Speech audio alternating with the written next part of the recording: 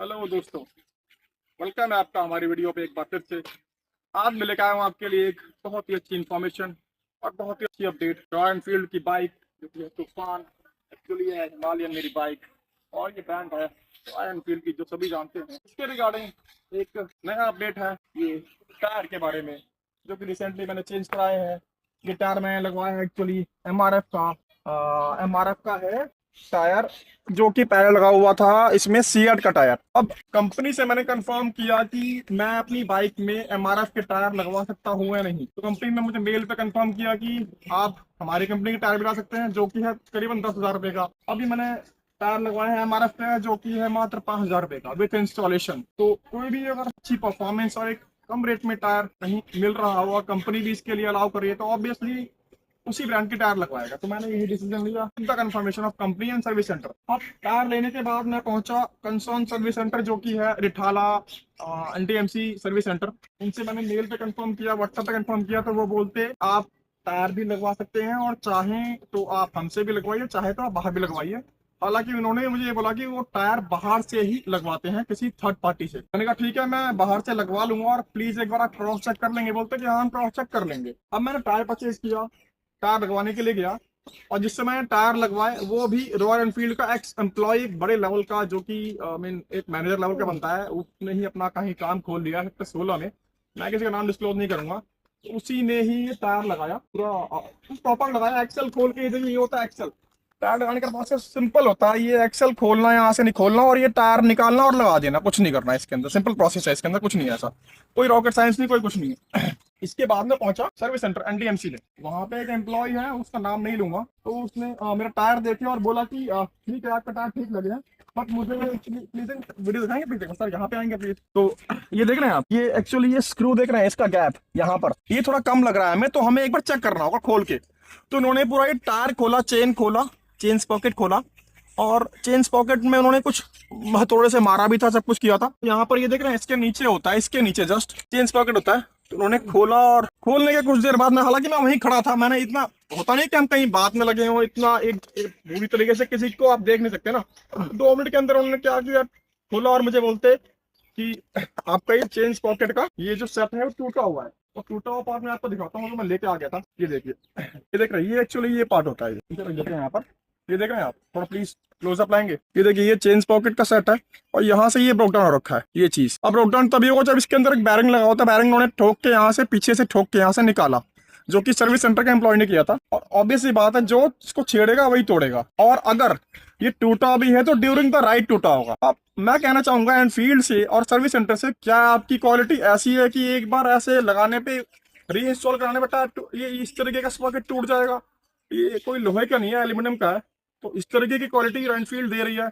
Anyways अगर दे भी रही है तो अपनी गलती मान लीजिए कि एम्प्लॉय से टूटा हुआ है। वहां पे जो सर्विस सेंटर का जो एम्प्लॉय है वो अपनी गलती नहीं मानता, वो मुझसे थोड़ा सा एरोगेंटली बात करता है कि भैया आपको ही खुद ही करना पड़ेगा, हम इसकी रिस्पॉन्सिबिलिटी नहीं लेंगे, वारंटी में भी कवर नहीं होता। ठीक है, वारंटी में कवर नहीं होता, बट आपसे गलती हुई तो एक गलती मानिए ना।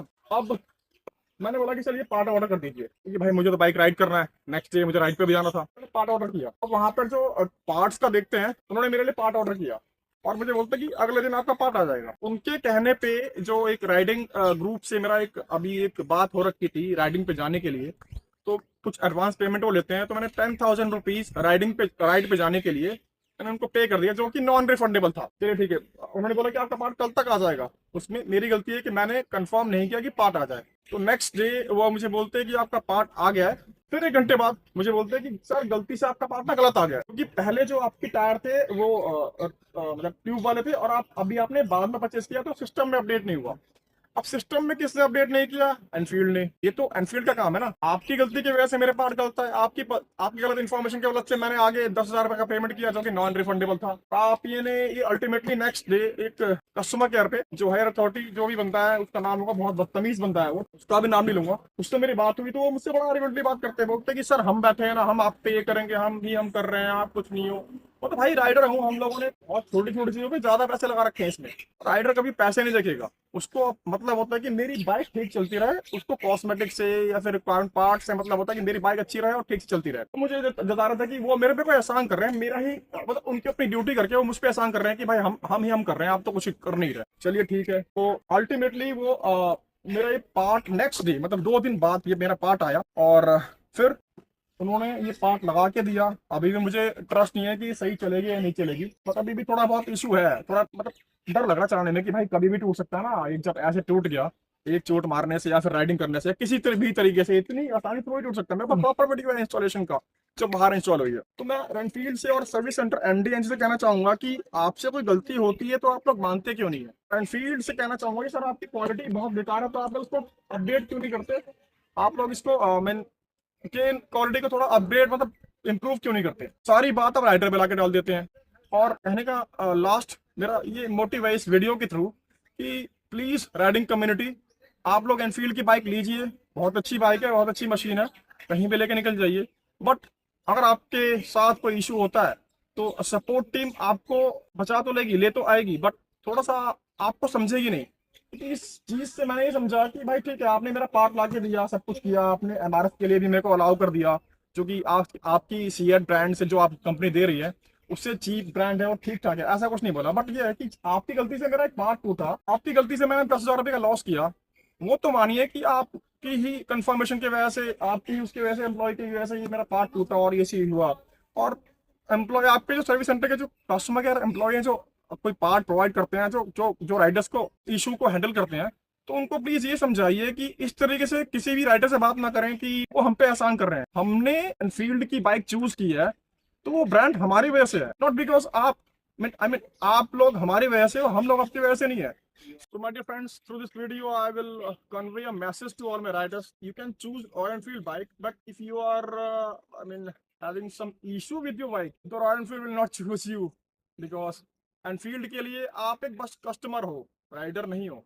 अगर वो राइडर समझती ना, मैं तो इशू को समझती और हमारी इस बात को समझती कि भाई कुछ गलती सर्विस सेंटर की टीम से भी हो सकती है, कुछ गलती आपके एम्प्लॉय से भी हो सकती है।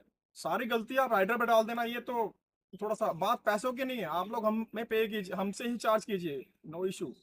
पर बात ये है कि अपनी गलती मानिए sir. This is message to specially to Royal Enfield to improve the quality, as well as employee of Royal Enfield, improve your behavior. I mean, change your behavior for the riders. We are the riders, not the customer. Because our emotion with our bike, our emotion with this machine, our emotion with the brand Royal Enfield. So please, it's a request to change, improve the quality and change your behavior.